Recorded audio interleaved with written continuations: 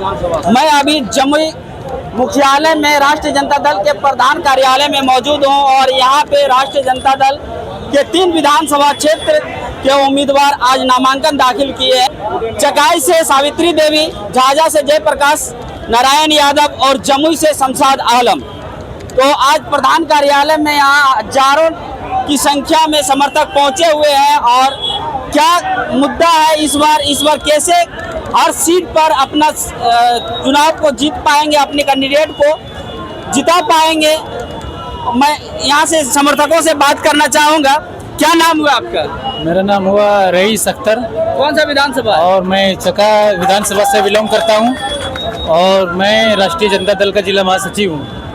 तो कैसे इस बार वहाँ की सावित्री देवी नामांकन करवाई है महागठबंधन से, तो सावित्री देवी को इस बार कैसे विजय करवाइएगा, क्योंकि पिछले बार वो पिछड़ गए थे? जी, पिछले बार बिछड़ गए थे और हम सभी जितने भी चकाई के उसके समर्थक है विधानसभा से, जो भी कमी है उस कमी को हम लोग उसको सेटलमेंट करके सुटेबल तरीके से, एक सिस्टमेटिकली तरीके से, और हम लोग की लड़ाई समानता की लड़ाई है, न्याय की लड़ाई है। हम लोग की लड़ाई बिहार प्रदेश को इंडस्ट्रियल एरिया बनाना है, एक AI का हब बनाना है, ऑटोमोबाइल का सेक्टर बनाना है। बिहार में समानता चाहिए, न्याय चाहिए, बिहार में क्वालिटी ऑफ एजुकेशन चाहिए, बिहार में प्रोटेक्शन चाहिए, बिहार में समानता चाहिए। ये सभी मुद्दे हैं और बिहार में सभी युवाओं के हर घर में एक सरकारी इम्प्लीमेंट चाहिए, ताकि हर फैमिली अपनी फाइनेंशियल कंडीशन को स्टैंड करके, जब हर फैमिली अपनी फाइनेंशियल कंडीशन को स्टैंड करेंगे, तो जब हर फैमिली की फाइनेंशियल कंडीशन ग्रोथ होगा, तो कहीं ना कहीं हमारा राज्य भी फाइनेंशियल कंडीशन में ग्रोथ होगा। तो इस बार बिहार में 23वीं की सरकार बनाने के लिए आप लोगों का क्या योजना है? किस तरह से आप लोग कर पाइएगा? लगातार 20 वर्षों से पिछड़ रहे हैं। प्रयास यही है कि हम लोग हर वर्ग को और हर समाज और हर सोसाइटी को, जो वर्तमान के सरकार ने बाइकाट करने का काम किया, जैसे दलित हो गई, शोषित हो गई, अल्पसंख्यक हो, माइनॉरिटी क्लास हो गए, इन सभी क्लास के वर्गों की जो राइट्स को, उनके फंडामेंटल राइट्स को जो स्कीप करने का काम किया है, हमारे लीडर के माध्यम से सभी को एक न्यायपूर्ण और एक समानता की जिंदगी को देने की संघर्ष है हमारे नेता के माध्यम से। और हम सभी जितने भी समर्थक है बिहार के पूरे 13 करोड़ वासियों ने और इस चीज का संकल्प लिया है कि हमारे लीडर आदरणीय तेजस्वी यादव की सरकार आएगी और बिहार एक अच्छा राज्य होगा, बिहार एक न्याय के प्रदेश होगा, बिहार एक लीगल तरीके से, एक सिस्टमेटिकली तरीके से चलेगा, लॉ एंड ऑर्डर को मेंटेन करने से के माध्यम से चलेगा। चुनाव के ठीक पहले बिहार में हर महिला को 10,000 रुपया रोजगार के लिए दिया गया है, तो ये कैसे फेस कर पाइएगा? ये जो चैलेंजेस है 10,000 रुपये जो हर महिला को दी है, ये चैलेंजेस कोई बड़ा हम लोग को फेट करने में कोई इश्यूज नहीं है, क्योंकि ये चैलेंजेस एक ऐसा चैलेंजेस है जो वर्तमान की सरकार के, जो वर्तमान की दल जो सरकार उनकी थी, उन्होंने एक लॉलीपॉप के माध्यम से लोगों को अपने तरफ से आकर्षित करने का काम किया गया। अगर वो रियलिटी में सरकार जनता के प्रति न्याय चाहता है, जनता के प्रति एक विश्वास चाहती है, जनता के हित के लिए काम करना चाहती है, तो उसको पिछले 5 वर्षों से काम करना चाहिए। अगर पिछले 5 वर्ष से आप पिछले 5 वर्ष से किसी भी फैमिली के आप हालत या उनकी कंडीशन की तरफ आप नहीं देख रेख कर रहे हैं और चुनाव के आखिरी मामले में आप 10,000 देकर आप अपने तरफ आज लगातार 20 वर्षों से मुख्यमंत्री बना हुआ और 20 वर्षों तक कभी रोजगार की बात नहीं की, किसी महिला को सहायता राशि नहीं दिया गया है और चुनाव के ठीक पहले देखे हुए क्या साबित करना चाह रहा था कि मैंने खुले आम आप कह सकते हैं वोट खरीदने का प्रयास किया जा रहा था। ये देखिए, लोगों को कहीं ना कहीं जो आदमी, जो मतलब व्यक्ति, जो बिहार के फैमिलीज हैं, वो कहीं ना कहीं जो एक अच्छे सरकार चाहती है, एक अच्छी जिंदगी चाहती है, उनको कहीं ना कहीं बरगलाने का काम कर रही है। अगर वो सरकार रियलिटी में काम करने वाली होती तो पिछले 17 साल से बिहार एक ऐसा प्रदेश है जहाँ के हर युवा मेहनती होते हैं, जहाँ के हर फैमिलीज मेहनती होते हैं, लेकिन उसके प्रति कोई प्रतिक्रिया नहीं है हमारे सरकार का।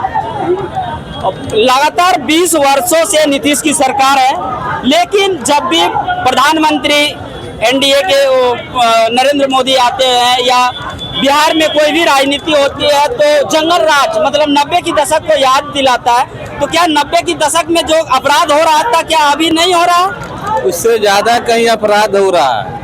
आप आंकड़ा निकाल के देख लीजिए, सीएनजी की रिपोर्ट देख लीजिए, समझ में आ जाएगा कि अपराध बढ़ा है या घटा है। और रही बात 10,000 के महिला के रोजगार के लिए, तो आप महोदय ये बता दीजिए 10,000 में कौन सा रोजगार होगा, आप ही बता दीजिए हमें। ये जो महिलाओं को लुभावित करने का, महिला इस बार ठगने वाली नहीं है, महिला सब कुछ जान चुकी है, उसके विपक्ष में जाएगी।